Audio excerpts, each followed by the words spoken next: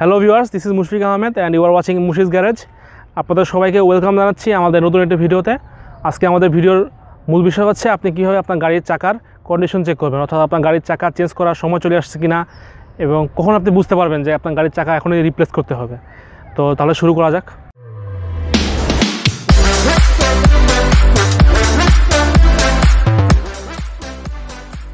বন্ধুরা, টায়ারের কন্ডিশন বোঝার ক্ষেত্রে যে জিনিসটা আসলে সবচেয়ে ইম্পর্টেন্ট সেটা হচ্ছে টায়ার থ্রেড ডেপথ। এবং এই টায়ার থ্রেড ডেপথে হচ্ছে আপনার টায়ারের যে থ্রেড আছে সেটা গভীরতা কত। এখন যদি আপনার এই থ্রেড ডেপথটা কমে যায় তাহলে কিন্তু আপনার গাড়ির টায়ারটা আসলে চেঞ্জ করতে হবে, অনেক বেশি কমে গেলে। এবং অনেক সময় দেখবেন যে আমরা আসলে যেটা চেক করি না, এবং চেক না করার কারণে যেটা হয়, অনেক সময় দেখবেন যে রাস্তাঘাটে এই টায়ার পাংচার হয়ে যাচ্ছে, টায়ার বাস্ট হয়ে যাচ্ছে। আপনার গাড়ি 80-100 এরকমে গতিতে চলতেছে, এমন সময় যদি কোনো একটা গাড়ির চাকার যদি বাস্ট হয়ে যায় তাহলে কিন্তু বড়সড় রকমের অ্যাক্সিডেন্ট হওয়ার সম্ভাবনা থাকে। তো এইসব ক্ষেত্রে কিন্তু এই ক্ষেত্রে আমার বলবো যে গাড়ির চাকার কন্ডিশনটা ঠিক রাখা এবং গাড়ির চাকার কন্ডিশন কী পজিশনে আছে আপনার ড্রাইভার হিসাবে বা আপনার গাড়ির ওনার হিসাবে কিন্তু আপনার সবসময় এটা মাথায় রাখতে হবে। এবং এই জিনিসটা জানার ক্ষেত্রে, এই কন্ডিশনটা বোঝার ক্ষেত্রে আমাদেরকে যে জিনিসটা হেল্প করে সেটা হচ্ছে tyre depth, tyre thread depth checker. এবং এই চেকারটা আসলে আপনার এক ধরনের স্পেশাল টুলস পাওয়া যায় এই জন্য, আপনার ডেপথ চেক করার জন্য। কিন্তু আজকে আমরা আসলে কোনো টুলস ব্যবহার করবো না, আজকে আমরা আমাদের সম্পূর্ণ ঘরের তৈরি একটা খুব কম খরচের একটা জিনিস দিয়ে আমরা এই থ্রেডের ডেপথটা আমরা চেক করব। এখন আমরা দেখব কীভাবে আমরা টায়ার থ্রেড ডেপথ চেকার তৈরি করতে পারি। এক্ষেত্রে আমাদের প্রয়োজনীয় উপকরণ হচ্ছে একটা স্কেল, কলম অথবা সাইন পেন, যেটা আমরা পাই না কেন, আর হচ্ছে আপনার ম্যাচের কাঠি। এখন সবার প্রথমে আমাদের যে কাজটা করতে হবে সেটা হচ্ছে প্রথমে একটা স্কেলটাকে এই ম্যাচের কাঠি বরাবর ধরবো, এবং ধরার পরে আমরা যে কাজটা করব সেটা হচ্ছে 2 মিলিমিটার পরিমাণ এখানে দাগ কাটবো। তো আমরা যদি মিলিমিটার স্কেল না পাই তাহলে আমার যে কাজটা সেন্টিমিটার স্কেলটাই ব্যবহার করব। এবং সেন্টিমিটার স্কেলের ক্ষেত্রে আমরা দেখব যে 2 মিলিমিটার সমান হচ্ছে 0.2 সেন্টিমিটার, অর্থাৎ এই হচ্ছে আপনার 0 দাগ, এরপর হচ্ছে 0.1, তারপর হচ্ছে 0.2। এই 0.2 দাগ পর্যন্ত আমরা নিব, তারপর আমরা এই ম্যাচের কাঠির মধ্যে আমরা দাগ বসাই দিব। কাজটা চোখের আন্দাজে করতে হবে, এক্ষেত্রে আমাদের অতটা পারফেক্ট হবে না। চোখের আন্দাজে 0.2 সেন্টিমিটার দাগ দিব।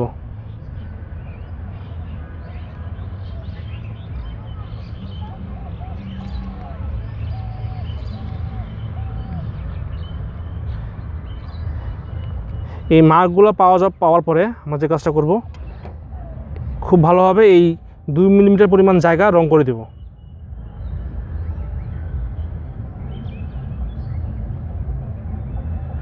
সাইন পেন হলে আসলে কাজটা করতে অনেক ভালো, বা কলম দিয়ে আসলে করা যাচ্ছে। এবং রং করার পরে আসলে ফাইনালি আমরা যে জিনিসটা পাবো সেটা হচ্ছে এই ধরনের একটা দাগ দেখতে পাচ্ছেন। এখানে 2 মিলিমিটারে কিন্তু মার্কিং করা হয়েছে, এবং এটাই আমরা finally tyre thread depth checker হিসাবে ব্যবহার করব। টায়ার থ্রেড ডেপথ চেক করার জন্য আমরা আসলে এই ধরনের একটা ম্যাচের কাঠি ব্যবহার করব, দেখতে পাচ্ছেন।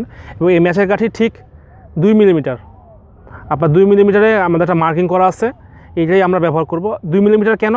বেশিরভাগ যারা ম্যানুফ্যাকচারার থাকে, চাকার ম্যানুফ্যাকচারার, টায়ারের ম্যানুফ্যাকচারার, তারা বলে 1.6 মিলিমিটার হচ্ছে লাস্ট সীমা, অর্থাৎ 1.6 মিলিমিটার হয়ে গেলে আপনাকে টায়ারটা আসলে চেঞ্জ করা উচিত, না হলে কিন্তু বিভিন্ন রকমের দুর্ঘটনার মানে চান্স থেকে যায় আর কি। তো আসলে আমরা এখন দেখব যে কীভাবে আমরা এই জিনিসটা, এই ম্যাচের এই কাঠিটা ব্যবহার করে আমরা টায়ার থ্রেড ডেপথ চেক করতে পারি। তো বন্ধুরা, এখন আমরা আমাদের এই টায়ারটার ডেপথ চেক করব যে আপনার 1.6 মিলিমিটার কাছাকাছি হয়ে গেছে কিনা। তো এইভাবে আমরা কী করব, এইভাবে ম্যাচের কাঠিটা আমরা নিয়ে আসবো, এবং নিয়ে আসার পরে এই যে যেখানে ডেপথ আছে, যেখানে থ্রেড, এই থ্রেডের এখানে আমরা ধরবো।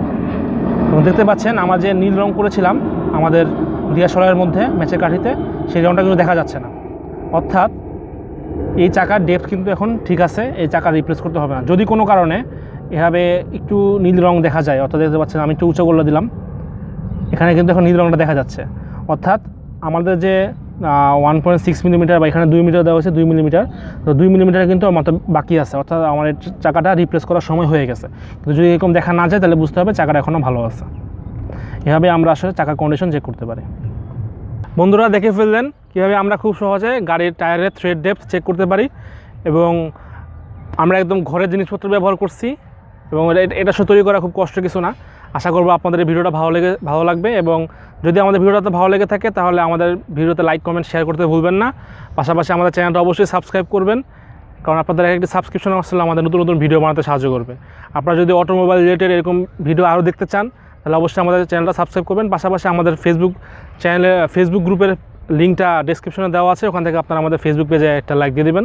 সবাইকে অসংখ্য ধন্যবাদ। সবশেষে কথা বলবো, আমরা সাবধানে গাড়ি চালাবো, নিরাপদে গাড়ি চালাবো, ট্রাফিক আইন মেনে চলবো। সবাইকে অসংখ্য ধন্যবাদ।